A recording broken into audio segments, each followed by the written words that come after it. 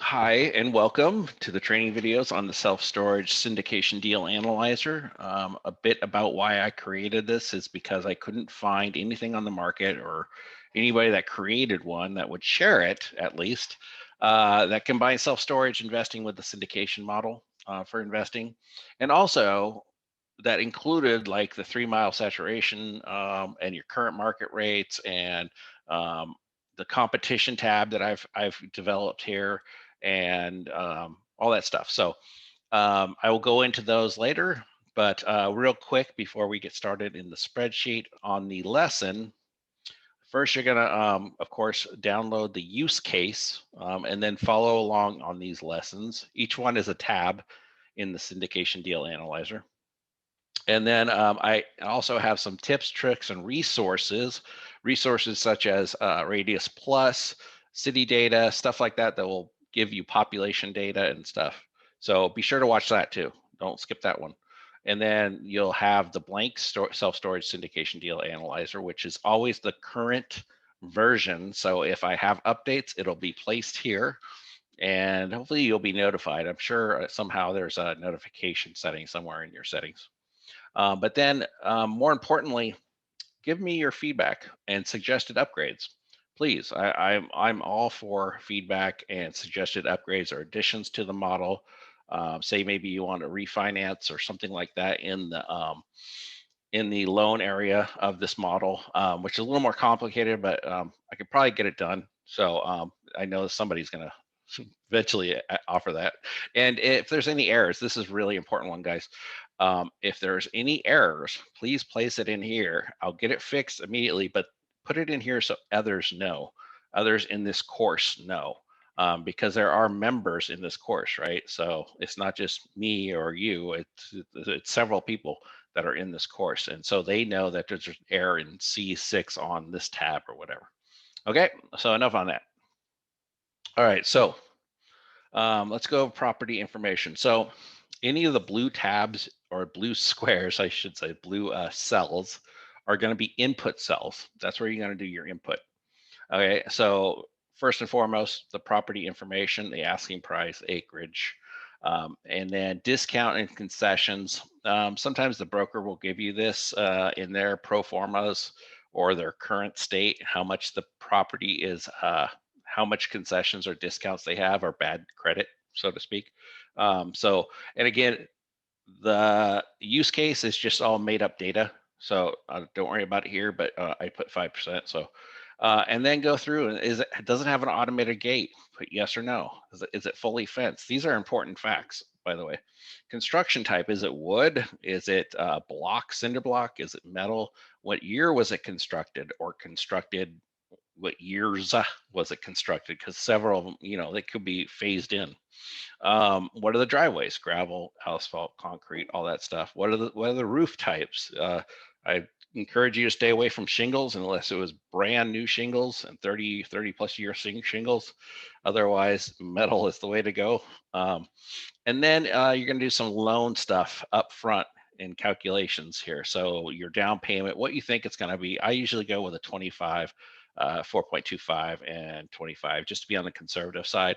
What that's going to give you over here is kind of a rough estimate of what your annual debt service is going to be, what your DCR is going to be, and what your cap rate is going in, and your square footage, your cost per square foot. So as you can see here, it's $68.50, which is a little high. In some places today, maybe not. If it goes below $50 and below, it'll turn green. So maybe I might want to revise this to maybe $65 is green, right? Because nowadays costs are skyrocketing. So um, this is basically based off replacement costs. This is kind of what you want to look at for like replacement costs. What would it cost to replace? So if you're paying, say in a San Francisco market, you're going to pay a lot more than $68 per square foot on a storage facility, no matter how old it is. You're going to pay up in the $100 plus per square foot, or even probably more. Broker could tell you. I can't tell you how much it's going to be, but it's going to be a lot. So grain of salt here. What I'm trying to tell you, grain of salt. But it's nice to know how much you're paying per square foot. And then find out what you can build for in that area. That's another good gauge, right? And then your current NOI going in. And this will be calculated later based on what you input down here. So uh, type. So this is where you're going to do your unit mix. This is usually on the OM, your offering memorandum, right?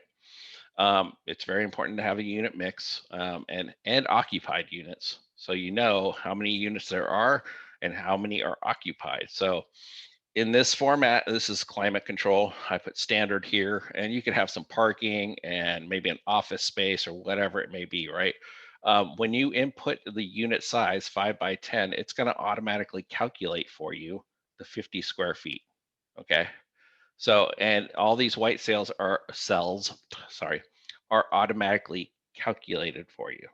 So, um, again, so 5 by 10, 50 square feet. Units occupied, or units, number of units is 25. Number of units occupied is 20. In your price, you're going to put in your price, and that's going to give you your gross monthly, and that's the number of occupied units by the price per month. That's what you're earning currently. And then your gross potential is over here. So that's your total number of units and your price per month. So what you're netting, it should probably be net, gross monthly. And then what you should be earning, $1,875, okay? And then your square footage total, which is another good factor. So you do that when all your unit types, they're all added up down here. So your net income is $28,705 per month multiplied by 12. So per year, it's 344,460. And your square footage is 37,926. And it gets calculated up here, right? Rentable square feet right there. And that's how you calculate the square feet per dollar per square foot. Sorry. And the number of units is 317, which gets calculated right there. And then the occupied units gets 283, gets calculated right there, and you get your current vacancy, 10.73%. Pretty precise, right? All right, and then let's go over here. Your expenses, these are all what's going to be in the OM, your operating memorandum, or your T12, or whatever they may give you, right? Trust but verify those OMs. Don't always trust the OMs. Go off the T12s and the tax records. The tax records are very important. You might see some differences between the T12s and the tax records, trust me. Okay, so input all those expenses. Total expenses 30% as opposed to, which is pretty light. You're going to find it a little bit more heavy than that. This is, again, all sample data. And then total expenses, 98,758, which gets you your NOI, right? Don't forget your other income, late fees, anything else that might be added in there, cell tower or whatever you might want to add there. All right, and two things to point out here. Sorry, I jumped around a little bit there. This feeds the current deal analysis, the gross potential income, and so does this. Ooh, I got various. So if you go over to here, I color coded it orange, just in this deal sample, right? This is where it feeds. So you'll see it. It actually calculates it right here, but it populates this current row. All this information is going to populate this current row. So that's what your current state, what they're asking, what you input for their loan, all that stuff, how much you need to close, everything, and your net operating income is all pre-populated for you from all this information up front. It's kind of nice. All right. Lastly, I think I got everything here. Hopefully I did. Lastly, the market information. These are your supply and demand metrics, right? I color coded them in this so you can understand what I'm doing here. This first metric is based off of households. It's a metric I got from Mark Helms. You can see the calculation right here. So that it's calculating off of this 10,000 households. Now you're going to say, well, where'd you get that 10,000 households? I use Radius. Radius isn't always the greatest, but it gives you a ballpark. It gives you a good ballpark for making it LOI, right? This is all with LOI. You're going to get a feasibility study. You're going to do more in-depth analysis. This is to get you to an LOI, to get you a good offer price on this property, to say, okay, 2.6 maybe is in the ballpark. I think it is in the ballpark. So that's a good price. I'm not going to give them that. I'm not going to offer at that. Never offer at asking. Well, no, I don't say never. It could be a good deal. Anyway, so this is based off 10,000 households. It's an input field, by the way. Right here, it's colored yellow because I wanted to separate these two metrics because there's two metrics you're looking at here. The first one is square footage and based off of this calculation. So number of households, N5, times 10.2%, which is 0.102%, right? So that's 10.2% of all households in your 3-mile radius or 5-mile radius, whichever radius you're using, are going to use self-storage. That's a known fact now. It used to be 9 point something. Now it's jumped up to 10.2, which is awesome. All right. Okay. So that's the number of households. Now the number of users per household is 1.3. And that's right here. So number of households times 10.2% times 1.3 users times the average square foot of a unit is 120 square feet. That's the average size. So times 120 square feet gives you, and then times 1.2 gives you is for, by the way, that's for commercial.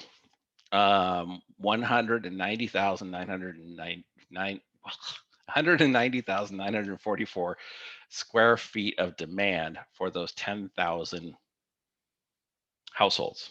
That's how much demand is there. It's that's a good calculation. So that's the input is the household, right? And the calculation is here. And then this existing square foot in market comes from your competition tab right here.